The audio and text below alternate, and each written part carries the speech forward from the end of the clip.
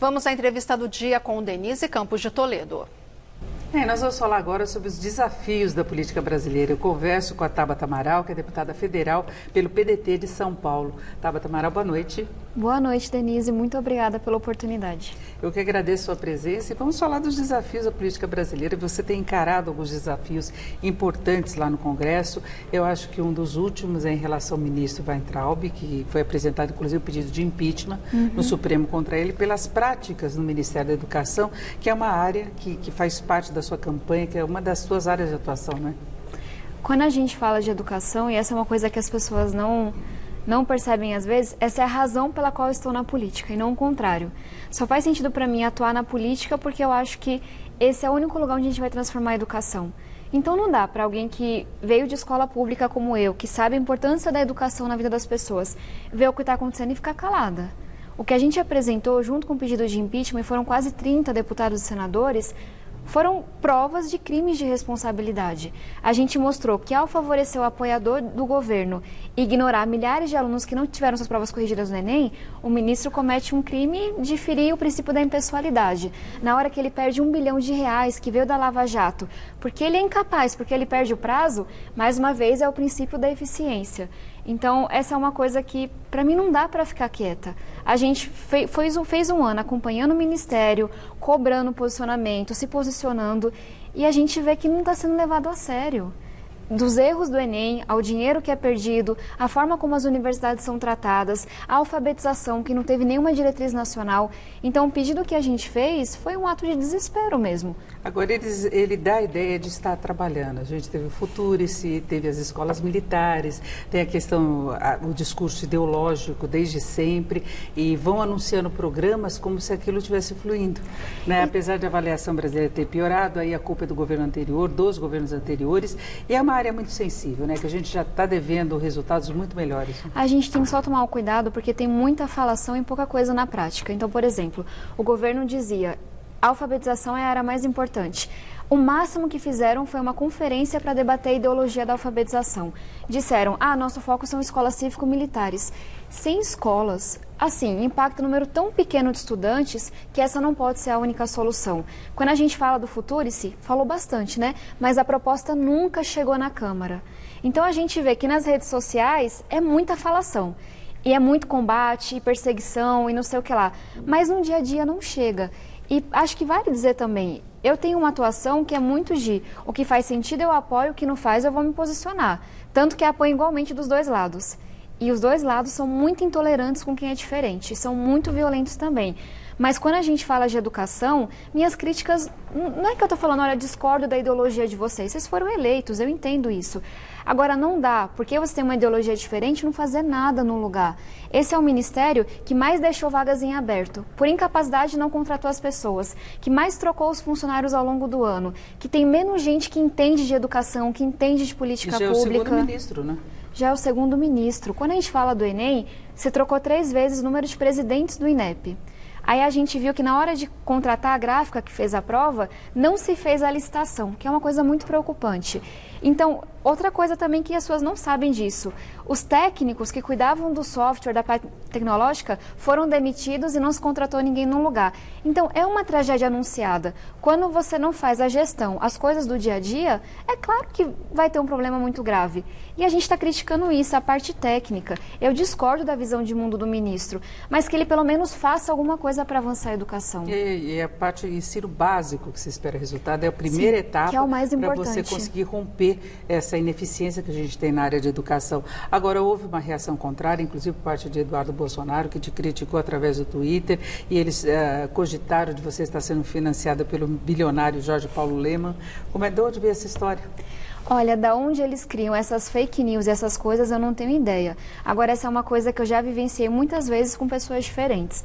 Na hora que eu critico, mostrando assim, nos dados, na parte técnica, eles não têm do que me acusar. Não tem coisa de corrupção, eu venho da periferia, me criei estudando pra caramba. Durante a faculdade, que eles falam que eu fui financiada por 1 milhão de pessoas, eu ganhei uma bolsa 100% da universidade, fui babá para poder mandar dinheiro para minha casa. Então, como eles não têm o que criticar e não conseguem se defender porque a gestão é muito ruim mesmo na educação, eles começam a fabricar fake news. Já inventaram que eu fui financiada por pessoas que eu nem conheço. Isso é duplamente frustrante. Primeiro porque eles desviam o foco, então eu tô falando aqui, ó, tá faltando um programa de alfabetização, tá errado o que vocês estão fazendo, começam a me atacar no lado pessoal. E ainda mais frustrante para quem mora na periferia, para quem se matou para estudar, que alguém diga assim, não, essa menina aí nunca se esforçou, essa menina aí é financiada por não sei quem, não sei quem, não sei quem. Agora, o que eu sei é que isso é uma coisa da política ruim que a gente tem hoje. Porque, por exemplo, fazem um vídeo criticando a minha aparência. Poxa, eu estou criticando as políticas do Ministério da Educação. A melhor coisa que vocês podem fazer é criticar a minha aparência? Essa é a melhor resposta que vocês têm? Isso é muito frustrante. É uma coisa jovem, é mulher, e aí se tenta pegar isso como uma questão vulnerável, e não é exatamente para se tentar mudar. E eles querem me coisa, intimidar, porque na hora que o filho do presidente, o presidente, uma deputada do PSL, divulga um vídeo com mentiras sobre mim, vem uma horda de gente nas redes sociais ameaçando, xingando, ofendendo.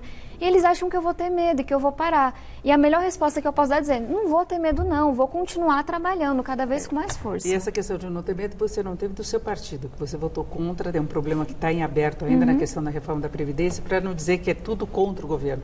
Você apoiou a reforma da Previdência, claro que todas as discussões que aconteceram, mas aí ficou uma situação em aberto no seu partido. Essa é uma coisa, quando eu falei que queria me candidatar, eu não era de partido, não conhecia político. As pessoas falavam, você não tem medo de se corromper? E eu falava, não, porque eu sei quem eu sou. Agora eu tenho medo de não ter coragem de fazer o que eu acho que é certo. E tanto quando eu voto na reforma da Previdência, que foi dura, mas que eu entendia que era necessária, quando eu cobro uma postura correta do ministro da Educação, é porque eu acho que é certo. E aí quando eu acho que é certo, eu enfrento o que tem que enfrentar. Só que aí é isso.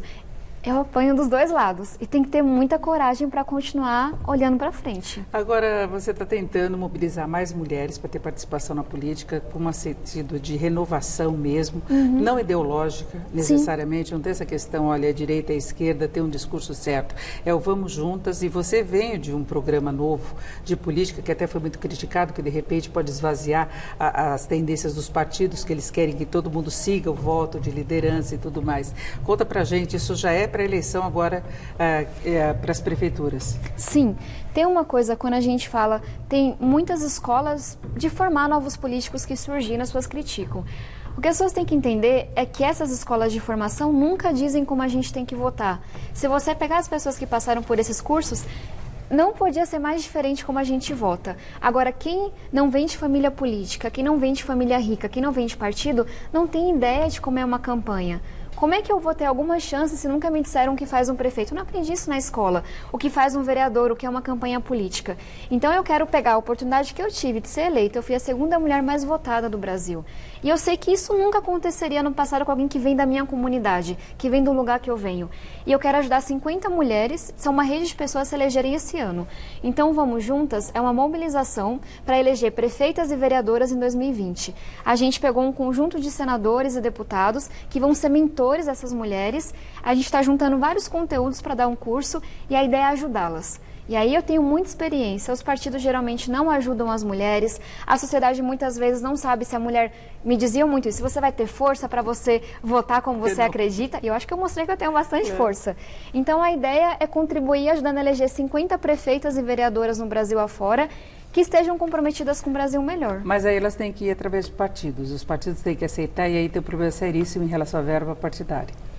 E aí, financiamento de campanha. Tem vários estudos que mostram que as mulheres recebem muito menos dinheiro, tanto dos partidos quanto dos doadores, porque a gente não está acostumado com ter mulher na política. Eu já tive reclamação, assim, inclusive de mulheres mais conhecidas, que têm um apelo popular maior, porque já são mais conhecidas, que não receberam a mesma verba de outros candidatos. A gente olha as candidatas mais viáveis. No meu próprio partido, eu fui a única pessoa a ser eleita e sequer tem um suplente. Mas mesmo assim, todos os homens receberam muito mais dinheiro. Porque a gente criou no imaginário que política é coisa de homem. Então, mesmo que a gente não diga em voz alta o preconceito, não se aposta em mulheres. Acha que não tem chance, que não vai ter força. Então, qual que é a contribuição que eu posso dar? Criar uma rede de mulheres. Então eu quero ir Brasil afora falando, olha, você que é empreendedora, você que é empresária, você que é influenciadora digital, você que é dona de casa, você que é professora, vamos nos apoiar para a gente ter mais força? Porque os estudos já mostraram, a gente tem metade da população que hoje não participa de verdade da política. Na hora que as mulheres entrarem com força, vai lá para cima a competição, vai lá para cima a qualidade, aí sim nós vamos ter os melhores políticos eleitos. E talvez preocupações com questões prioritárias, com a questão de educação. Educação não é ideológica, educação é formação, é qualificação. E as mulheres tendem a se preocupar mais com políticas educacionais, com políticas da saúde, mas tem até estudo, isso é bem diferente, que mostra que quando as mulheres entram mesmo, foi um estudo feito na Europa e tem outro feito na Índia, você melhora até o combate à corrupção.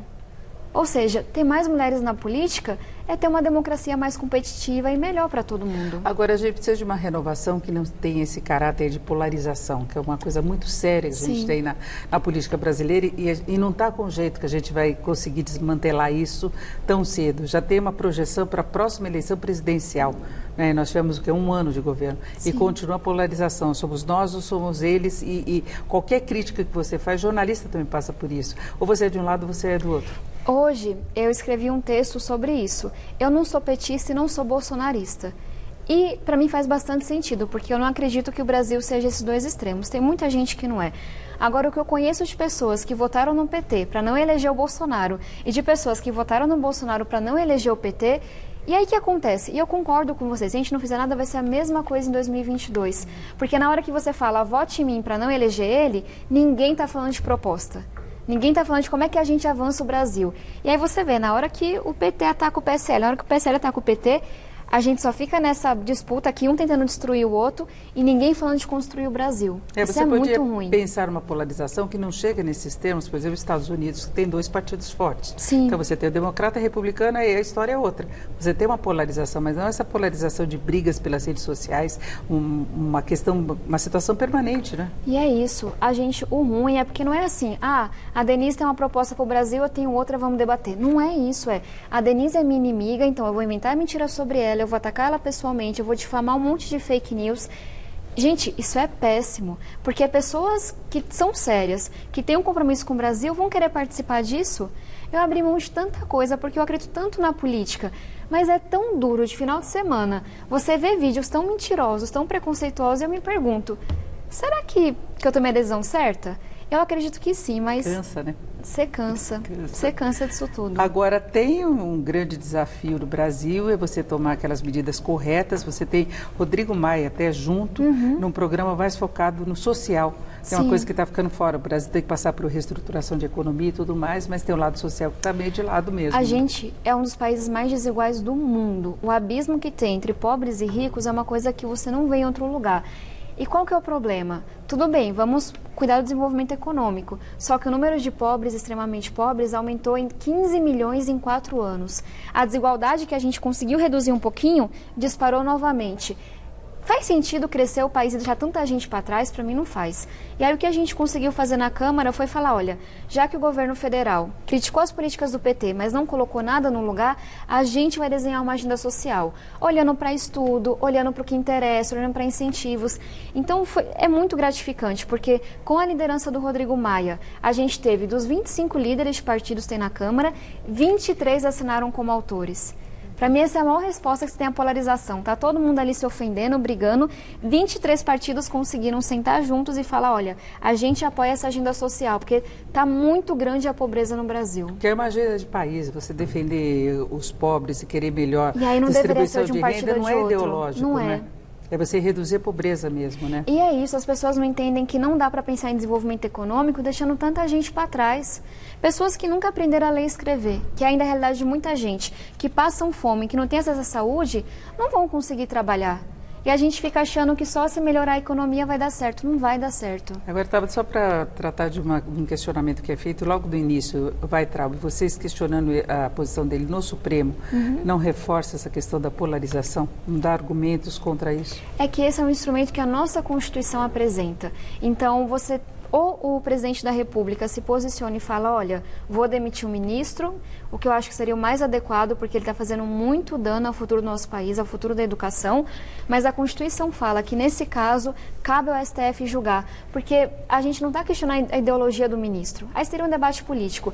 A gente conseguiu mostrar que ele cometeu 3 crimes de responsabilidade e diversas vezes quebras de decoro. Então, quando a gente entra nesse âmbito legal de não é correto legalmente o que ele está fazendo, cabe ao STF julgar.